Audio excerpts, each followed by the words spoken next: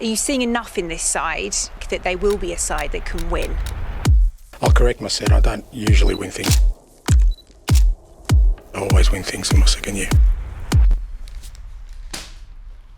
He actually did it. Ange Postecoglou has delivered on his promise. Tottenham have won the Europa League. So let's take a look at how they actually did it, try and make sense of a truly chaotic season of football for Spurs, and work out where we go from here. Last season, Ange definitely endeared himself to Spurs fans, but it wasn't exactly a straightforward process.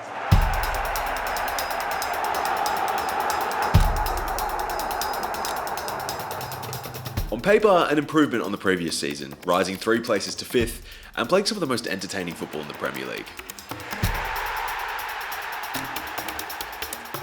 But a poor finish to the season, along with this moment against Man City, we'll talk more about that later, saw Spurs miss out on Champions League football just. And definitely felt like it left some scars. No, I think the last 48 hours has revealed to me the foundations are fairly fragile, mate, so... that's what I feel.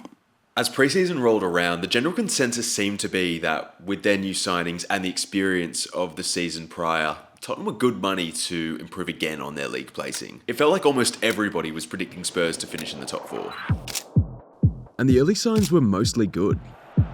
Not every result was positive, but most were promising. Disappointing losses against Brighton, Palace and Ipswich, offset by dominating performances against Man United, Villa and Man City. What an unbelievable night here! And it was in this first phase of the season that the words that would define this campaign were said. I'll correct myself, I don't usually win things, I always win things in my second year. You don't need me to tell you this was a ballsy thing to say so early in the season, and if it did anything, it made a statement. Tottenham's season was going to be defined by their ability to win one of the 4 competitions they were competing in, and nothing less. Unfortunately for Ange and Spurs, their prospects of winning one of those competitions was about to take a pretty massive hit, along with a huge chunk of their first team squad.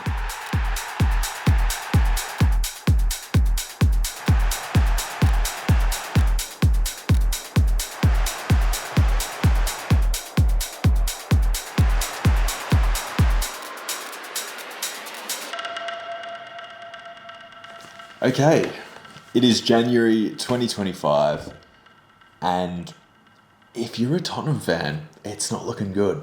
Spurs are 15th, had a terrible run of form. The injury list has gotten absurd, and 29th of Jan, as I record this, no outfield players signed either.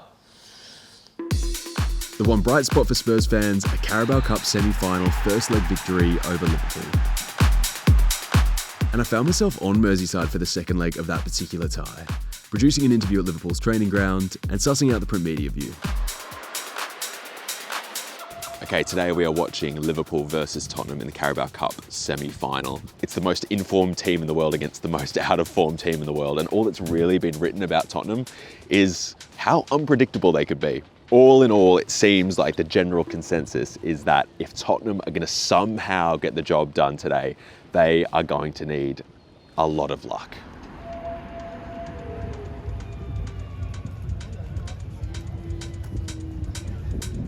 Otherwise, I think we can see what's probably going to happen.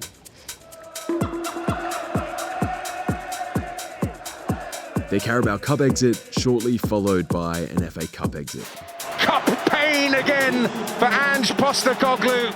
Plenty was made about the injuries and Daniel Levy's reluctance to spend big in January, but regardless of all of that, there was no real excuse for Spurs being as low on the Premier League table as they were, as all eyes turned to their final hope, the Europa League, where in March they found themselves down 1-0 to AZ Alkmaar after the first leg of their round of 16 tie. And for me, as somebody who isn't a Tottenham fan but has watched a lot of Ange's football, possibly too much, what we were seeing just didn't quite look like Ange ball anymore. It felt like maybe playing at the intensity that Ange's teams have been known for decades now just might not be possible in the brutal schedule that English football throws up. But that second leg showed that the players hadn't given up on the idea. And this competition showed us that Ange ball as we've known it wasn't necessarily going to be the key to winning Tottenham's first major trophy in 17 years. The pragmatism with which Tottenham set up for tough away fixtures against Eintracht Frankfurt and Bodo Glimt, sitting deep and allowing the opposition to dominate possession, the key to progressing. It also can't be understated enough how important it was having Christian Romero and Mickey van der Ven fit together once again. And a lot of credit also has to go to squad players who had clearly benefited so much from being called upon earlier in the season. While all of this was going on, it seemed like the relationship between Ange and Tottenham fans may have gone beyond repair, which is totally understandable on the basis of all that happened during this period. Yet, it was a period that saw Spurs qualify for a European final 12 months after this Sun miss, which, as luck would have it, put them in the competition in the first place. Absolutely crazy.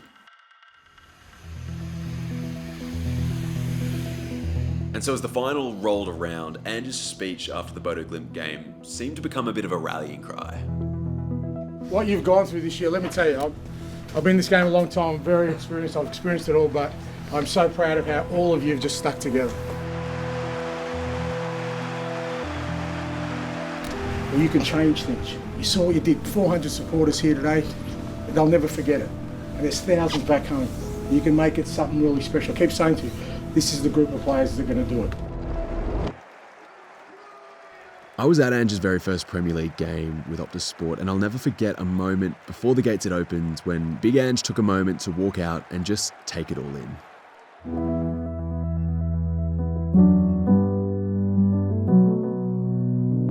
It really felt like he was sizing up the enormity of the task at hand.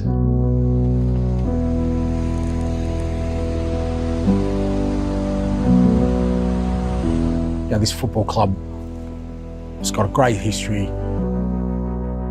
It has had success, but because that success came back at a certain period of time, it hasn't happened since. It does feel like sometimes it doesn't get the respect it deserves, so I do defend it. But at the same time, the best way to change that is to do what people say you can't.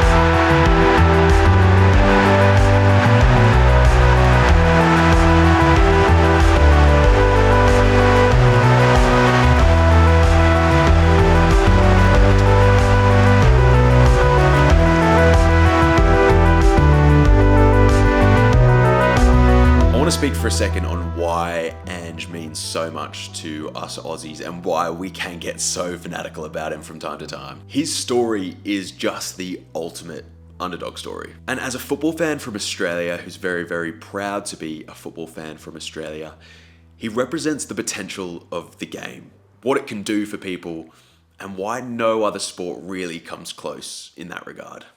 Right, so what happens now? The beauty of the situation is regardless of whether he stays or not, everyone's a winner, literally. It's a season that's had serious problems, of course it has, but since he's been at the club, Ange has lowered the average age of the squad. You'll have so many players in that squad who will be so much better off for what they've gone through over the last couple of years. And he's won a trophy. This is now undeniably a squad with a winner's mentality. And ultimately, he's delivered on his promise. Spurs have ended their trophy drought, and an objectively poor season domestically really doesn't matter. There's definitely a part of me that thinks maybe it would be for the best if he does move on. But regardless of all of that, Tottenham Hotspur and Ange Postecoglou are going to be intertwined forever. Fair play.